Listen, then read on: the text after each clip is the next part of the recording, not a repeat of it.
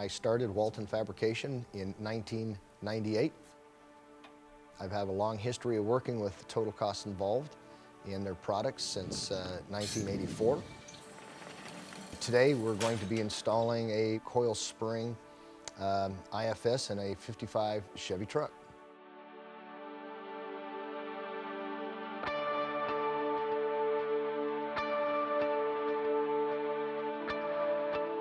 This 1955 Chevy truck was brought in by a customer looking to cruise a daily driver, wanted a front-end suspension upgrade that was affordable, reliable, but offered all the features that he was after.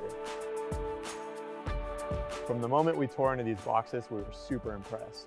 Everything was included, from the power rack and pinion, upper control arms, lower control arms, everything you needed, it was all right there. It just saved us multiple trips to the hardware store. We didn't have to mess around. Everything was in the box, ready to rock.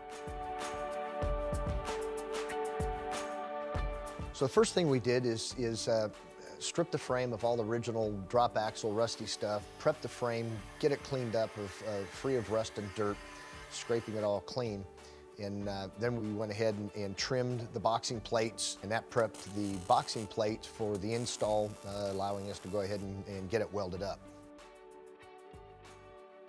Next, we went ahead and marked the axle center line from the front spring eye hole back to 20 7/8. This is, I've done enough, that measurement is accurate, and we went ahead and used Dykem to mark our axle center line, used a scribe, and as well as we went ahead and drilled an 1/8" hole to make a permanent mark where it is, so as we continue to grind and work on the frame, we never lose our original axle center line.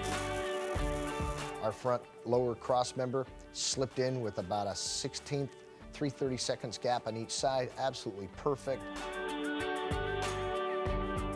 What we've done is we've brought the frame down in the front to provide ride rake.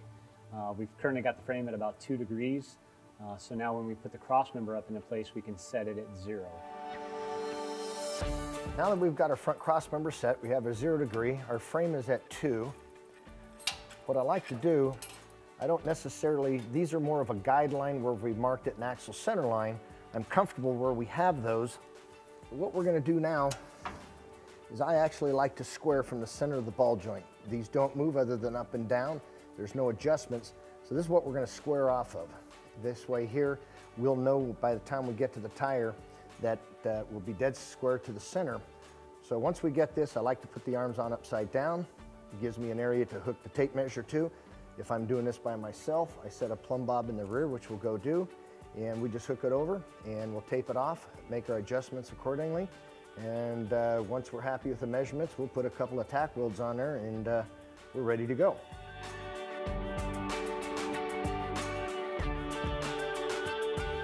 So we're ready to tack weld our lower cross member, and we can go ahead and take the control arms off.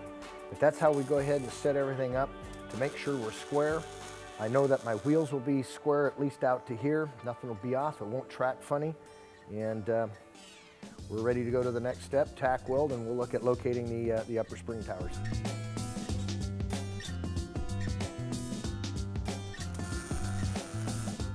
So after we installed the upper hats and got those welded and finished and wrapped everything, and the measurements were all set, then we went ahead and mounted the 1 1/8" lower control arms. What's really nice also is the single long pin to mount the lower control arm. There's no definition on the inside, a weldment or a shift, so it allows that length of the bolt to go smooth. May not seem like a big deal, but from an installer who puts those in all the time, slid right up. Once we got those lower control arms mounted, then we moved right into mounting the upper control arm. We've got some room for adjustable on our caster.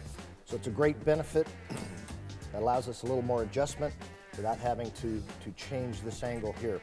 So it's really quite a nice change. I'm thrilled with it. I know my alignment guy is going to be thrilled. So at this point, we're going to tighten these up a little bit and get ready to put on our coil spring and our spindle assembly.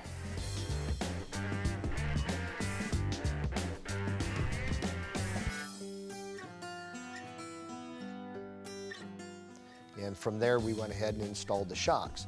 So it's a pretty simple procedure. And once we got that done on both sides, we added the power rack and pinion, got that dialed in.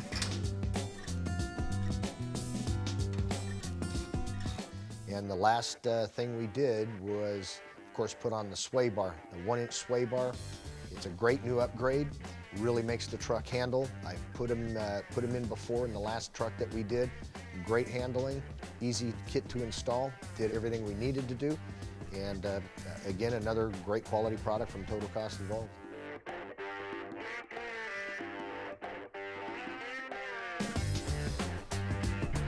We didn't really run into any challenges because TCI puts a ton of effort into their installation instructions. They're on point, they're super detailed, the photos match the descriptions, everything goes into plenty of detail to really walk you through the process and make it easy to install.